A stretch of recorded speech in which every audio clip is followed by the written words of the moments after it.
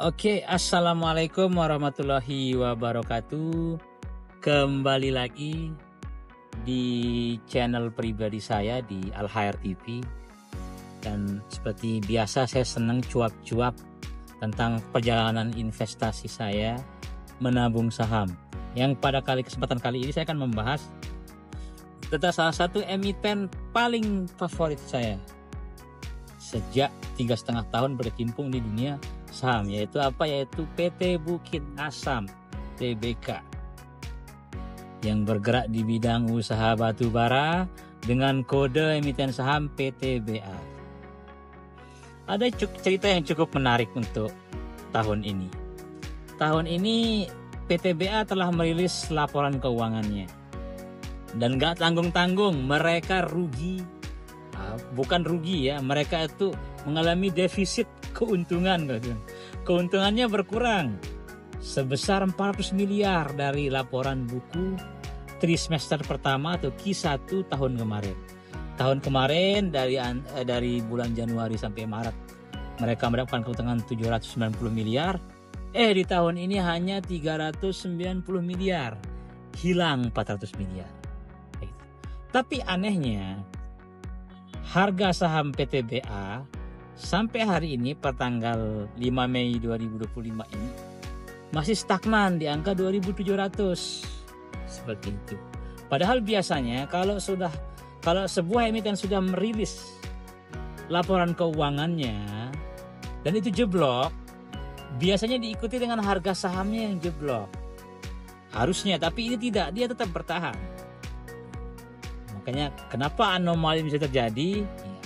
Mungkin faktor pertamanya PTBA ini termasuk grup Danantara.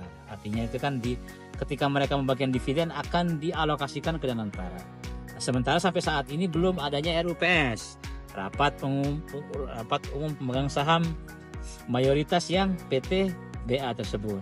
Nah, kalau sudah ada RUPS dan ada keputusan berapa dividen final yang harus dibagikan tahun ini sebagai pembagian dividen laba tahun kemarin, kan biasanya kan yang dibagikan itu kan laba tutup buku tahun 2024 dibagikan di tahun 2025. Kalau kita hitung keuntungan yang didapatkan oleh PTBA tahun kemarin itu nggak tanggung-tanggung 5,1 triliun. Itu kalau dibagikan ke jumlah saham yang beredar itu akan mendapatkan keuntungan maksimal 443 per lembar. Nah, kayak gitu. Karena setiap membeli saham kita pasti akan membeli per lot atau per 100 lembar. Ibaratnya kalau kita membeli saham PTBA per hari ini 100 lot gitu kan.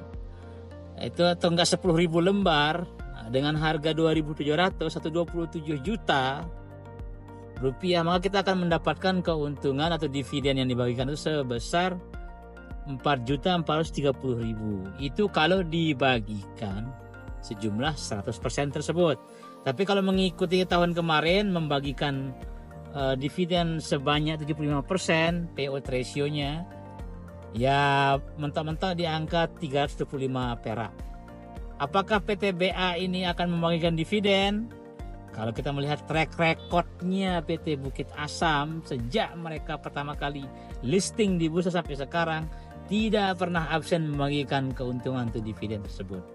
Bahkan ketika COVID pun masa sulit-sulitnya itu tetap mereka yang paling konsisten membagikan dividen. Dan pernah juga kita mendapatkan dividen jumbo seperti film yang terkenal sekarang dengan 8 juta penontonnya.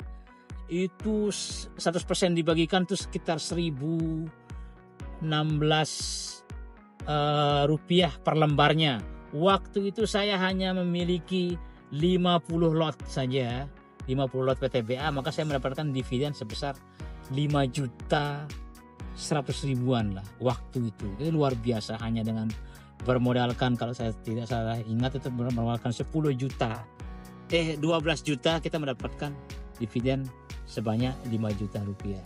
Seperti itu. Makanya saya tetap mempertahankan PTBA ini sebagai emiten favorit karena ya pertama kinerja mereka, laporan keuangannya. Apakah akan berpengaruh ke laporan keuangan di tahap 2-nya? Ya semoga pemerintah pro dengan PTBA ini atau pro dengan emiten batubara, karena gosipnya HBA, harga batubara acuan, sekarang itu diatur oleh pemerintah. Nah, untuk itu sehingga mempengaruhi jumlah ekspor yang diberikan dari perusahaan batubara di Indonesia itu kepada luar negeri. Nah, semoga yaitu saya harus nonton lagi ya yang channel-channel YouTube lainnya untuk menganalisa informasi-informasi tersebut, karena bagaimanapun juga kalau saya pribadi tetap bertahan. Kalaupun harganya jeblok besok ketika cumulative date, ketika hari terakhir pembelian saham sebelum pembagian dividen, insya Allah saya akan tetap membeli saham PTBA ini, karena memang ini masuk ke tahun keempat ya saya di bursa. Saya tetap mempertahankan diri untuk membeli saham-saham emiten batubara, meskipun tidak banyak, paling 2 atau 3 emiten yang saya pertahankan tetap untuk di batubara ini, karena yang paling rajin membagikan dividen itu biasanya emiten batubara. Karena memang paham yang saya masih terapkan adalah dividen investing, saya akan tetap berpegang teguh kepada prinsip di atas. Oke, cukup mungkin. Semoga bisa mendapatkan insight juga. Nah, ini pengalaman pribadi saja, dan saya juga menghormati orang-orang yang melakukan menginvestasikan dirinya di saham dengan cara melakukan trading atau scalping atau mengikuti arus bandarmologi. Itu pilihan prefer kepada masing-masing si penabung sahamnya. Kalau saya sendiri masih lebih nyaman dengan berinvestasi di saham-saham yang membagikan dividen, berarti itu preferensi dari cara menabung saya. Nanti kalau ada hal-hal yang perlu kita bahas atau diskusikan, karena saya juga pemula di saham, kita bahas ya, terutama yang berkaitan dengan dividen investing. Cukup ya. Assalamualaikum warahmatullahi wabarakatuh. Salam Al Khair TV.